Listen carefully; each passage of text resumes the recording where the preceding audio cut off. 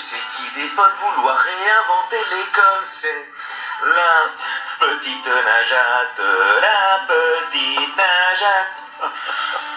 Le cours de latin, il nous fait plus peur, on n'en a plus besoin pour devenir chômeur. Plus de devoirs le soir. Sacré, sacré, sacré, sacré, sacré Najat. Oui, Najat Vallaud-Belkacem s'attaque à Charlemagne, mais aussi à Pline, Catilina, Ovide, et aussi à Homère et Platon. Alors eux, sans doute par respect pour les morts, elle ne les a pas traités de pseudo-intellectuels, ce qu'elle a fait avec tous ses détracteurs vivants. Une grosse partie de la classe politique, des philosophes, même Jean d'Ormesson, qui s'est fendu d'une lettre ouverte. Notons qu'à son âge, c'est presque normal d'oublier de fermer l'enveloppe. Donc, tous les pseudo-intellectuels, et c'est cohérent de les traiter comme ça, puisque vu la réforme du collège, il va y en avoir de plus en plus des pseudo-intellectuels au détriment des intellectuels tout court.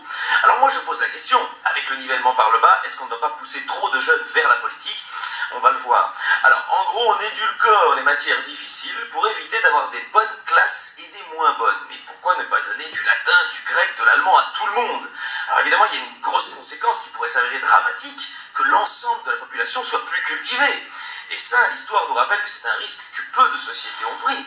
Alors évidemment, le latin et le grec, ça ne semble pas vraiment concret dans la vie quotidienne, mais si on part de ce principe-là, il faudrait donner des cours vraiment utiles. Par exemple, comment rouler des joints, comment ne pas perdre patience devant une conseillère Pôle emploi, ou comment compléter correctement une grille de loto, le loto devenant de facto, grâce à la réforme, la dernière possibilité de prendre l'ascenseur social.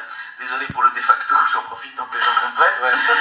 Transposons donc la logique de Najat aux études de médecine, par exemple. Alors on dirait aux étudiants, bon les gars, alors comme parmi vous il y a des bons et des moins bons, l'État a décidé de maintenir le cours sur les allergies saisonnières, mais comme la chirurgie cardiaque c'est compliqué, ça on supprime. Résultat, quand vous aurez un rhume, il y aura du monde pour vous prescrire du Dafalgan, mais pour une opération au cœur ouvert, ah non mais ça on n'a pas appris monsieur, mais je vois que vous avez le nez qui coule, je vais commencer par ça. Bon alors moi je pense que si on prend la peine d'apprendre aux élèves en se donnant les moyens, tout le monde peut y arriver et sortira gagnant. Prenons l'exemple de Franck Ribéry. Cet homme fait moins de fautes quand il parle allemand que quand il parle français. Et parce que l'allemand, le Bayern de Munich lui a obligé à prendre des cours. Et ça n'empêche pas de jouer au foot. Donc dans l'éducation, moi je suis partisan du travailler plus pour apprendre plus pour tous. Mais en disant ça, je me classe dans la catégorie des pseudo-intellectuels et c'est relativement vexant pour